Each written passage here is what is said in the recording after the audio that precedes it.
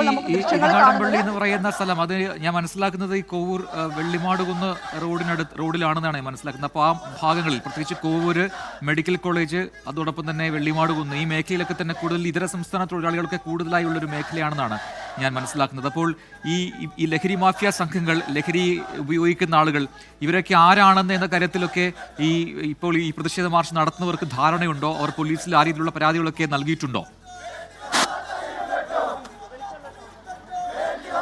പ്രജി പറഞ്ഞതുപോലെ തന്നെ ആ ഒരു ഏരിയ തന്നെയാണ്. ഇവിടെ ഇതര സംസ്ഥാന തൊഴിലാളികളാണ് കൂടുതലുള്ളത്. പക്ഷേ മറ്റ് സമയങ്ങളിൽ എത്തുന്നത് ഇതര സംസ്ഥാന തൊഴിലാളികളല്ല ഇത്തരത്തിൽ ഈ കടകളിൽ എത്തുന്നത് എന്നാണ് പ്രദേശവാസികൾ പറയുന്നത്.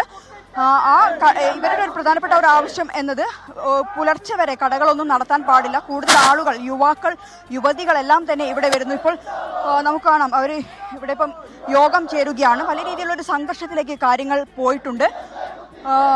ആ ഒരു പ്രതിഷേധം തന്നെ നമുക്കിപ്പോൾ ഡിവൈഎഫ്ഐ ജില്ലാ സെക്രട്ടറി ഷൈജു ഉണ്ട്. ഷൈജുവിനോട് ചോദിച്ചു നോക്കാം, എങ്ങനെയാണ് ഈ ഒരു മാർച്ച് ഇതെങ്ങനെ നേരിടാനാണ് ഉദ്ദേശിക്കുന്നത്?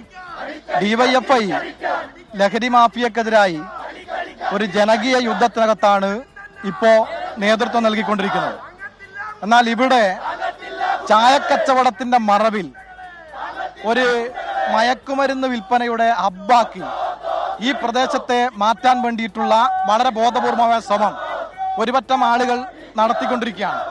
ഇതിനെതിരായി ഡിവൈഎഫ്ഐ വലിയ പ്രക്ഷോഭത്തിലായിരുന്നു. കഴിഞ്ഞ 2-3 ദിവസങ്ങൾക്ക് മുമ്പ് ഇവിടുത്തെ എല്ലാ രാഷ്ട്രീയ പാർട്ടികളും കൗൺസിലർമാരും ഒന്നിച്ചു ചേർന്നുകൊണ്ട് ഈ നാടിന്റെ സമാധാന ജീവിതത്തിന് ഭീഷണിയായി നിൽക്കുന്ന ഇവിടുത്തെ ഈ കച്ചവടം അവസാനിപ്പിക്കാൻ തീരുമാനിച്ചു. രാത്രി 10:30-ക്ക് ശേഷമുള്ള കച്ചവടം അവസാനിപ്പിക്കാൻ തീരുമാനിച്ചു. അതിന്റെ ഭാഗമായി ഇന്നലെ കച്ചവടക്കാരോട് പറഞ്ഞപ്പോൾ ഇവിടെ കൊട്ടേഷൻ സംഘത്തെ നിർത്തി അതിനെ ആക്രമിക്കാൻ വേണ്ടിയാണ് ശ്രമിച്ചത്. അതിന്റെ ഭാഗമായി ഡിവൈഎഫ്ഐയുടെ മേഖലാ സെക്രട്ടറി അശ്വിന് പരിക്കേൽക്കുന്ന സാഹചര്യം ഉണ്ടായി. അതിൽ പ്രതിഷേധിച്ചുകൊണ്ടാണ് ഡിവൈഎഫ്ഐ ഇന്ന് ഇതുപോലെ ഒരു മാർച്ച് സംഘടിപ്പിച്ചത്.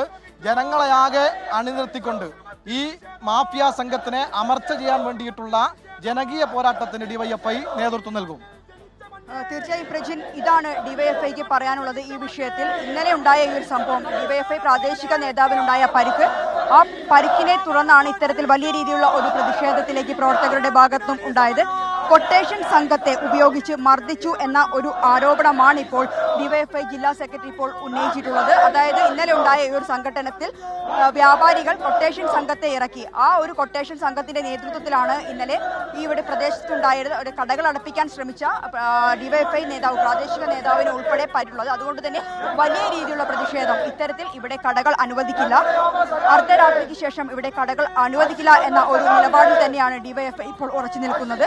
കഴിഞ്ഞ 3 ദിവസമായി ഈ പ്രദേശത്തുള്ള ആളുകളെല്ലാം തന്നെ ഉന്നയിക്കുന്ന ഒരു ആവശ്യമാണ് കടകൾ ഒരു സമയപരിധി കഴിഞ്ഞാൽ പിന്നെ കടകൾ പ്രവർത്തിക്കാൻ പാടില്ല.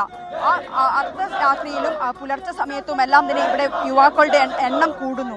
അത്തരത്തിലുള്ള ആളുകൾ ലഹരി ഉപയോഗിക്കുന്നു, ലഹരി മാഫിയ സംഘങ്ങൾ താവളമാക്കുന്നു. അതാണ് ഡിവൈഎഫ്ഐ ഉന്നയിക്കുന്ന, അല്ലെങ്കിൽ പ്രദേശത്തുള്ള ആളുകൾ ഉന്നയിക്കുന്ന പ്രധാനപ്പെട്ട ഒരു ആരോപണം എന്നത്. എന്തുതന്നെയായാലും ഇപ്പോൾ പ്രതിഷേധ മുദ്രാവാക്യം വിളിക്കുകയാണ് ഡിവൈഎഫ്ഐ പ്രവർത്തകർ. നാളെ സർവകക്ഷി യോഗം നടക്കുന്നുണ്ട്. മെഡിക്കൽ കോളേജ് ACPയുടെ ഓഫീസിലാണ് സർവകക്ഷി യോഗം. നാളത്തോടെ ഈ പ്രശ്നത്തിന് പരിഹാരം വേണമെന്നാണ് വ്യാപാരികളും രാഷ്ട്രീയ പാർട്ടി പ്രവർത്തകരും എല്ലാം തന്നെ മുന്നോട്ട് വെക്കുന്ന ആവശ്യം.